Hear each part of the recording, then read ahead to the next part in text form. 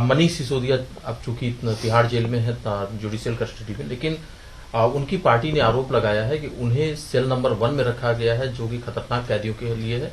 उनके साथ उनको रखा गया है, जो कि ठीक नहीं है। क्या कहना है? देखिए, मैं समझता हूँ उसका खंडन भी आ गया है। महत्वपूर्ण ये है कि विपक्ष के नेताओं को जेल क्यों दी जा रही है। महत्वपूर्ण ये है कि इससे बड़े बड़े तथाकथित गुनाह में भाजपा के लोग बड़ी आसानी से बेल पाते हैं, उनका स्वागत होता है। महत्वपूर्ण ये नहीं है कि क्या है जेल की ओर से खंडन आया है। मुझे लगता है कि वो खंडन अगर पुष्ट है तो ठीक है सर, लेकिन विपक्ष में भी अलग अलग सुर है, खासतौर से अगर कांग्रेस पार्टी कहें, जो कि दिल्ली में इतना 15 साल उनकी सरकार भी रही, उसमें अलग अलग सुर है दिल्ली के नेताओं के। देखिए, जब राजनीति बहुत खंडित होती है ना, समाज खंडित, राजनीति खंडित, तो विचार भी खंडित होते हैं। लेकिन हम अपेक्षा करेंगे, हमारी दल की ओर से मेरी अपेक्षा होगी कि ये जो खंडित विचारों की श्रृंखला लंबी चल रही है, इस पे विराम दिया जाए। सही बात है, जब कांग्रेस के लोगों पे हो रहा था तो आम आदमी पार्टी चुप थी। अब आम आदमी पार्टी पे हो रहा है तो वो लोग चुप हैं। ये चुप्पी की संस्कृति हम सबको खत्म करनी होगी एक दूसरे के लिए। अन्यथा बीजेपी इन संस्थाओं के माध्यम से जो कर रही है ना, उसके बाद कुछ बचेगा नहीं इस देश में।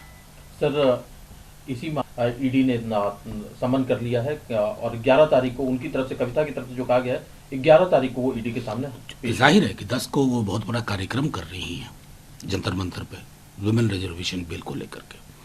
तो जाहिर तौर पर और उसी वक्त में आप ये काम कर रहे हैं। अब आश्चर्य बिल्कुल नहीं होता, दुख होता है। एक एक करके झारखंड, तेलंगाना, बिहार, दिल्ली, पंजाब कर क्या रहे? ये नई राजनीति। और मैंने पहले भी कहा आपके माध्यम से कि जिस दिन आप सत्ता में नहीं होंगे, आपने इन संस्थाओं का चरित्र इतना गदला कर दिया है कि कल को आप भी जद में आएंगे। हमें तब भी अच्छा नहीं लगेगा, क्योंकि हम उस मिजाज के नहीं हैं। लेकिन ब्लेम तो आपको लेना होगा कि आपने क्या कर दिया इन संस्थाओं को। सर, एक मामला सवाल यहाँ पर ये उठ रहा है कि जो पार्टियां दूसरे राज्यों में अलग हैं बीजेपी या उनके सहयोगी पार्टियों से, वो नागालैंड में सबने एक साथ बीजेपी के साथ जो सरकार बनी है एनडीपीपी और बीजेपी के, उसको समर्थन दिया, चाहे एनसीपी हो चाहे मैं एक बात बताऊं, ये बड़ा आसान है नागालैंड के बारे में ये सवाल पूछना। नागालैंड की पॉलिटिक्स को बीते 20 वर्षों में देखिए, उससे ज्यादा नहीं भी। नागालैंड में हमारे भी 7 विधायक थे। नागालैंड की राजनीति का चरित्र समझना, मैं समझता हूं उसके लिए एक अध्ययन की आवश्यकता है, जहां विपक्ष है ही नहीं।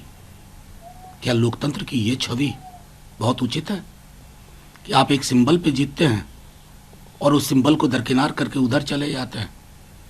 कोई भी दबाव हो, कोई भी लोभ हो, ये प्रक्रिया, ये परिपाटी खत्म होनी चाहिए। नागालैंड में जो उस तरह के लोग हैं सिविल सोसाइटी के, वो चिंतित है इस बात से, और ये चिंता दिल्ली की भी होनी चाहिए।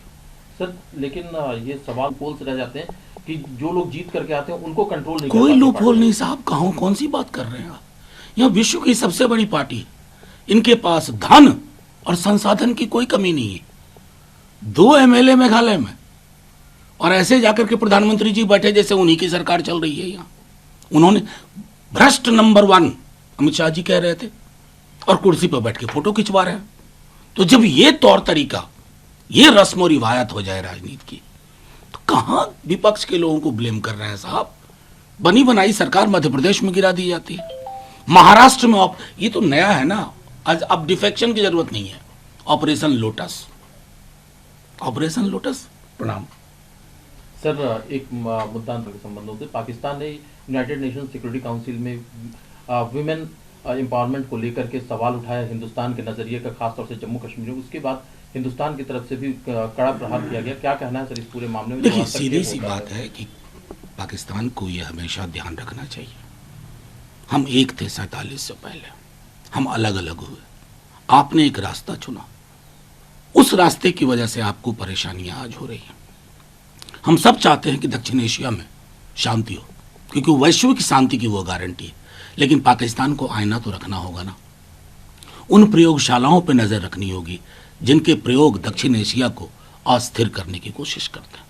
सर एक आखिरी सवाल है सर, तमिलनाडु में अभी तक थमने का नाम नहीं ले रहा है, जबकि दोनों राज्यों के मुख्यमंत्री भी संपर्क में है, बड़े नेता भी संपर्क में, उसके बावजूद ये विवाद थमने का ये नाम विवाद ही है, सत्य नहीं है।